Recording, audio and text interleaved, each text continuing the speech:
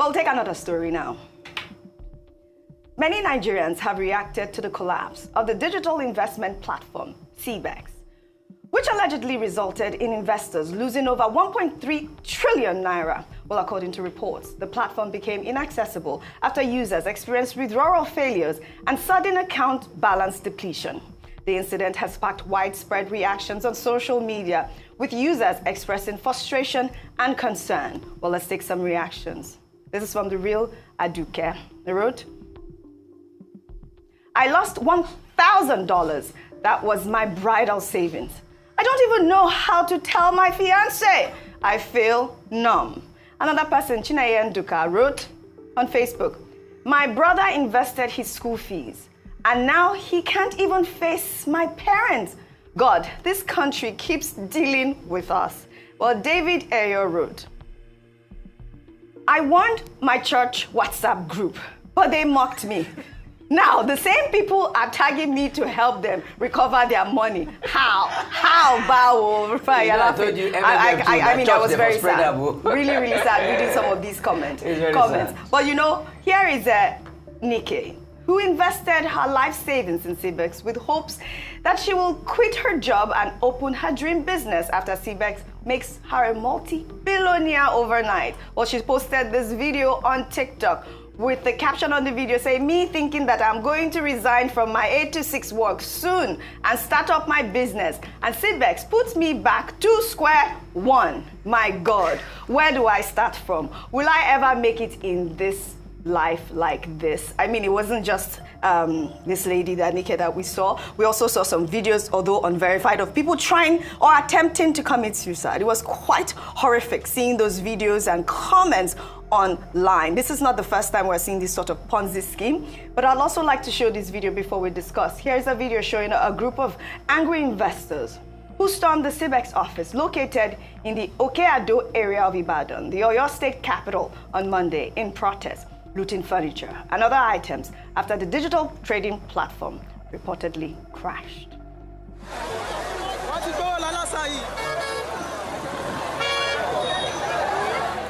This is their office. You want to see CBEX? Want to for Kini STT, maybe?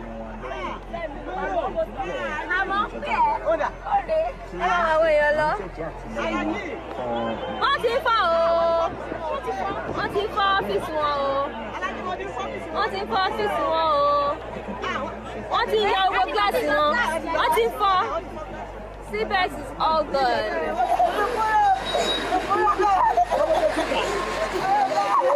All my friends' money, all the money, everything for labor. I come back. My labor told me if the program or grant, if you do it, it will help me. Then I should go and find the money. Small money I bring for Libya. I join her. I should do it. I don't want to do it. Yeah, the money is there. The labor, he collect the money. I see the money. The labor, he collect. He say I should join it. If you join it, if you do the money, it will times 2. This was so sad. So sad. This woman is from Liberia. Will this hit home? And we have a camera guy here saying his money was sorry. Because I know people. In this office. They say there's several people here. But Rufa, you say you've never heard of CBEX before. I've never heard of it in my life. What is this now? In fact, I know that, let me just say that I know that the Central Bank of Nigeria had previously warned against investing in the Ponzi schemes like CBEX that promise unrealistic returns. That's why these warnings, many individuals invested in the platform. And we need to talk about the Security Exchange Group. What are they doing to protect Nigerian investors in this sort of, horrific scheme? Rufai. Sorry. I commiserate with all the CBEXians that their money is stuck there. Right. But I remember I was still on radio when MMM happened. And I remember my instructive words. And see, we would like to also beg the religious community, especially churches. I know you want to empower your brother in Christ. Do not bring them into things like this that you're not sure of. Because you see, like I said, the name Ponzi scheme starts from Charles Ponzi. What they do is that they will actually make you feel that you are looking good. They might have 1 or 2 payments for you until they have you locked in, they get a certain amount, and they move out. Till tomorrow, they've not been able to get those behind MMM. It's not just MMM, there's a bunch of them. There's also Ultimate Cycler in 2016, Get Help Worldwide, 2016, crowd-raising. I mean, we can even go back to the days of Wonder Banks. All the way to 2016. So, but the truth is, please, we would like to beg those that are involved, be careful. We would like to beg SEC. Also, try as much as possible to research these things going on, put warning alerts and clap down. But even if you put warning alert, people will still do it. Because when people are hooked on to the greed, then definitely they want to make a quick buck. Things like this always thrives where the economy is bad. We should also move one step further to try as much as possible to break into the ranks of these people. Who are they? The offices now that you are breaking into, nothing is there. I don't support vandalism, I must have to say that. Okay. The offices they are going to there, there's nobody there. So who are they? What's the credible source you can use to hold them? This is it. So these are the questions we should be able to ask. But people should also beware. Yes. I just hope that salaries are not involved. You mean some companies that are owing people salary? Yeah. How are they going to do this now? So, this is serious. Look at this woman from Liberia. That's a very painful thing. Yes, really. But we need to be careful. Absolutely. We need to be careful. I know that the Punch newspaper, if we can pull that up today, I believe that they said that the Interpol is joining the EFCC in this 1.3 trillion naira CBEX probe, and that the EFCC is ready to crack down on other Ponzi scheme. There it is. That's the paper up there. And I know that the Securities Exchange Commission has reaffirmed its commitment to safeguarding investors' funds amid this growing Ponzi scheme saga. I don't know if that is enough. The promise and the assurances. It's not enough. You know, there's several things happening here. But the first thing I'd like to point out is that as far back as early 2024, Nigeria's SEC had actually issued a warning to say that there was a Hong Kong watchdog called the Securities and Futures Commission, had actually issued a warning to say, we've heard about CBEX who claim that they trade in Japan and Canada. We'd just like to let you know that it's false, it's not true.